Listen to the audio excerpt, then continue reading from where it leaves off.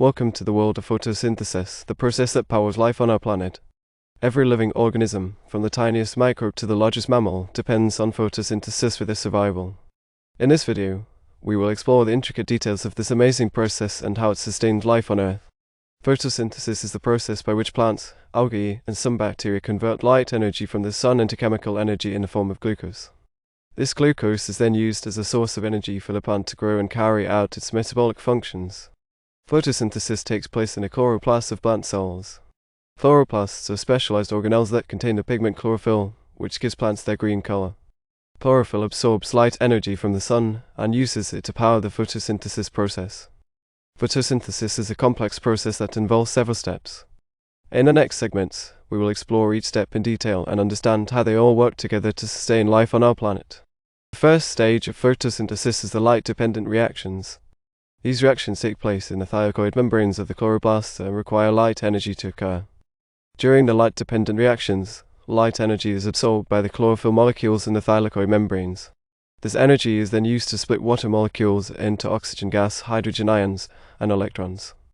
The electrons produced during the splitting of water are then passed down an electron transport chain, which generates ATP, the energy currency of the cell. As the electrons move down the electron transport chain, they also create a proton gradient across the thylakoid membrane. This gradient is used by ATP synthase to produce ATP from ADP and inorganic phosphate. The overall reaction of the light-dependent reactions is the conversion of light energy into chemical energy in the form of ATP and the release of oxygen gas as a byproduct. The ATP produced during the light-dependent reactions is then used in the next stage of photosynthesis, the light-independent reactions, to produce glucose, the energy source for the plant. The second stage of photosynthesis is the light-independent reactions, also known as the Calvin cycle. These reactions take place in the stroma of the chloroplasts and do not require light energy to occur. During the Calvin cycle, carbon dioxide from the air is fixed into organic molecules, such as glucose, using the energy from ATP and the electrons and hydrogen ions from NADP, another energy carrier molecule. The carbon dioxide is taken up by the plant through small pores on the surface of the leaves called stomata. The stomata also release oxygen gas as a byproduct of photosynthesis. The overall reaction of the light-independent reactions is the conversion of carbon dioxide into organic molecules, such as glucose, using the energy from ATP and NADP produced during the light-dependent reactions. The glucose produced during the light-independent reactions is then used by the plant as a source of energy for growth and metabolic functions. Photosynthesis plays a crucial role in the carbon cycle, which is the process by which carbon is cycled through the Earth's atmosphere, oceans, and land. Through photosynthesis, plants remove carbon dioxide from the atmosphere and convert it into organic molecules, which are then used by other organisms in the food chain. Without photosynthesis, life on Earth as we know it would not be possible. It is truly the process that powers life. While photosynthesis is a vital process for all plants, there are several factors that can affect its efficiency. One of the most important factors is light intensity. Plants require a certain amount of light energy to carry out photosynthesis, and if the light intensity is too low, the process will slow down or stop altogether. Temperature is another important factor.